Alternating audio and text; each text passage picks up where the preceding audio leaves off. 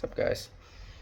Today we're also going to talk about more economics, but these are different types of economic, variants. Because of course, there's different economic systems for every country. And there's similar ones, but usually they're a bit different. Now let's learn about a couple keywords that you need to know. Number one, trade, the exchange of basically services or goods from a place to another. Basically, I give this and you get that, which is trading.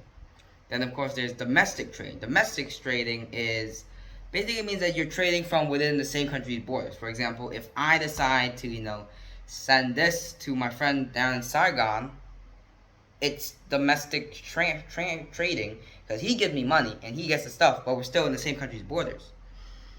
Moving it on, there's also international trade. I don't think I have to explain as much. It's just giving international goods and services and trading around the world. Imports are basically when a country takes sold good and service into their country, and exports are when they have a surplus of a certain good or trade and then they give it to other countries. Of course, now that's it. Now we have four different types. I would categorize them in different ways. Number one, the ancient type, which is these are nicknames. It doesn't exactly mean it. So the ancient type is basically bartering, kind of. Bartering basically means that, okay, I'm gonna give you 3 turnips for 1 chicken, but tomorrow I'll give you 1 turnip for your smaller chicken. Basically, like, you argue and barter, like, okay, how about this? No, how about this? Like compromising. This is the most ancient method that has been used for a couple of thousand years before currency existed, which was in a couple of thousand years ago. So obviously, it's pretty ancient if you think about it. Now, second is centralized. All right, centralized economies are basically an economy where you don't really control much. All right, the government controls the economy. This one is regularly used in communist or socialist governments. For example, Vietnam. However, communist economies have been shown to fail, unlike socialism.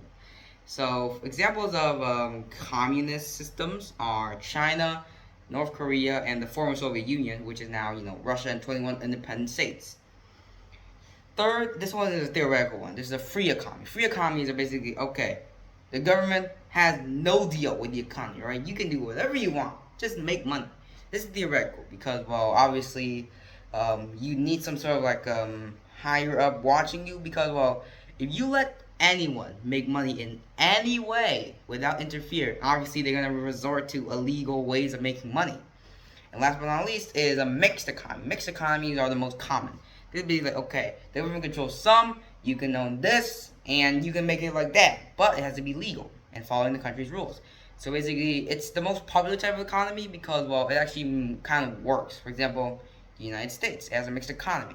Basically what it means is, okay, you can still privatize corporations, you can still sell this and that, but you have to follow these laws, and if you don't, we have every right to shut your corporation down. Basically what it means. Mixed economies are pretty good for, keeping corruption in check. However, these days, well, really right now, the left and right are just fighting each other. I mean, like, politically, so you can't really focus much.